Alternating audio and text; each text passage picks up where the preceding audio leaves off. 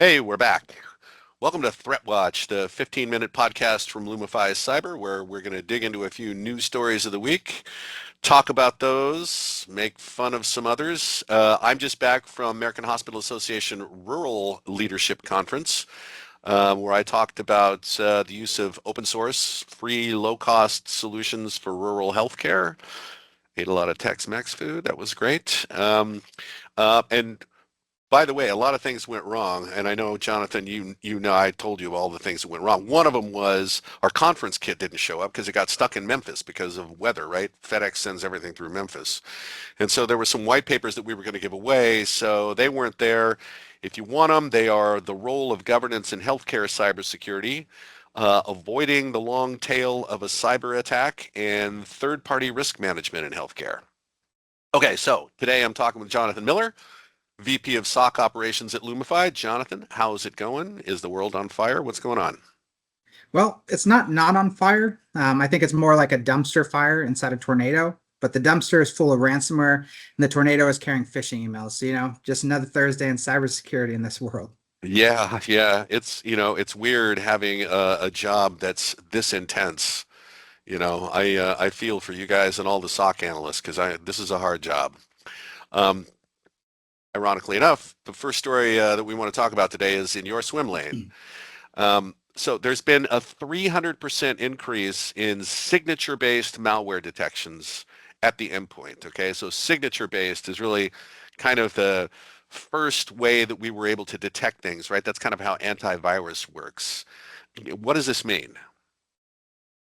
Yeah, so kind of go into a little bit detail. So signature-based detections are basically referring to kind of those attack patterns that security tools can recognize and theoretically blocks. So what this kind of means is that threat actors are actively, tricking people into downloading or executing malicious files by way of social engineering. So you can kind of think of phishing emails with an infected attachment, fake software updates, or even weaponized documents. And social engineering is essentially the bait, and the malware is the hook. It's actually good news for our customers. In general, the industry, we have excellent detection analytics to address this type of uptick. We also use behavior analytics, so we can see the compromise based on the fact that an endpoint did something we've never really seen before. Yeah, and that's the way too. The whole signature-based thing is kind of 20th century, and now, malware is so sneaky that the way that an alert needs to go off and an investigation initiated is just some object on the network did something weird. We've never seen it do this before, right? So, okay. Well, that's good. I think also what that means, it's kind of lowered the bar for who gets into cyber crime, right? They're using pretty commodity tools here, and they're banking on the fact that the hygiene is just really bad out there, which, having done a lot of assessments, I can tell you is true. Moving on. Um, I don't know if you saw this article. Health Net Federal Services, okay, HNFS, and its parent company have agreed to pay more than $11 million to settle allegations, which means it probably happened and they're trying to get out as cheaply as possible, that they falsely certified compliance with cybersecurity requirements under the Defense Health Agency TRICARE contract.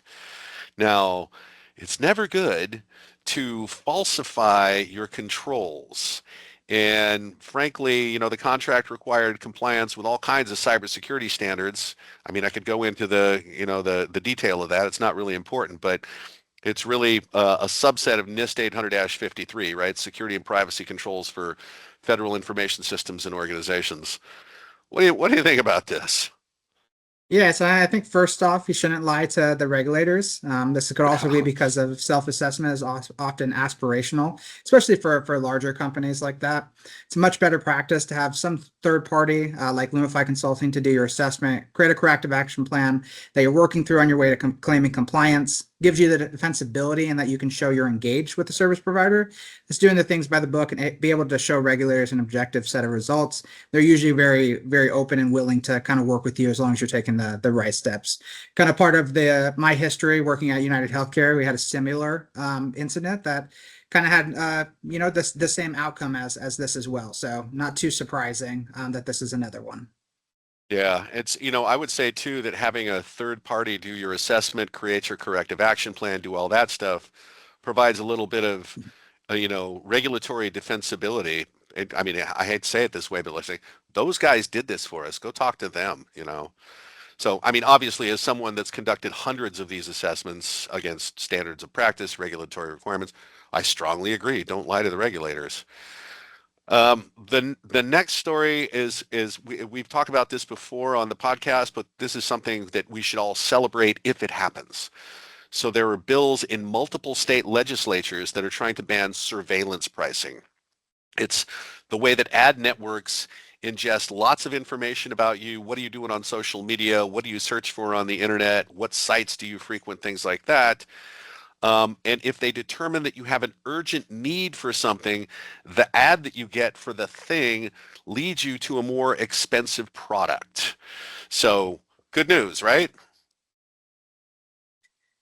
Yeah, definitely not the worst of news. Obviously, it's a good news and a great combat to that. It's pretty insidious how much data ad networks collect on us and what they do with it. Kind of expansive to that outside of this even.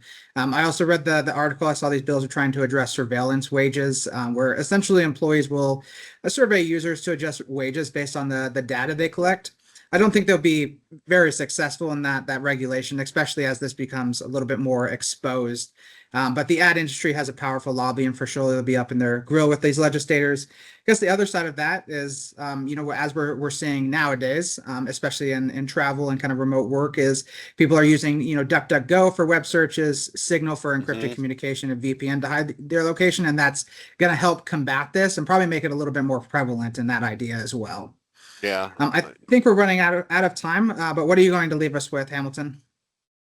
Okay. So the irony here is just really great. So I know you saw this article because this was in the Daily News Blast. The last article is always, the kicker. Suspicious OPM email ignored by entire government thanks to cyber awareness training. Okay, that delicious irony right there. So, right, Office of Personnel Management sends out this email, and the money quote was this, right? Um, it was an engineer with Naval Sea Systems Command, and he said he's seen more convincing emails from Nigerian royalty. Ooh, spicy. That's great. Okay, all right. So we are out of time. So free security awareness training tomorrow. Sign up if you haven't done that. It's 9 o'clock Pacific time. Sign up for the Daily News Blast, and you will already know all of these things that we just talked about. And watch the site for Lumify events coming up. Jonathan, see you later. Thanks a lot. Thanks for having me. All right. Bye. Bye bye.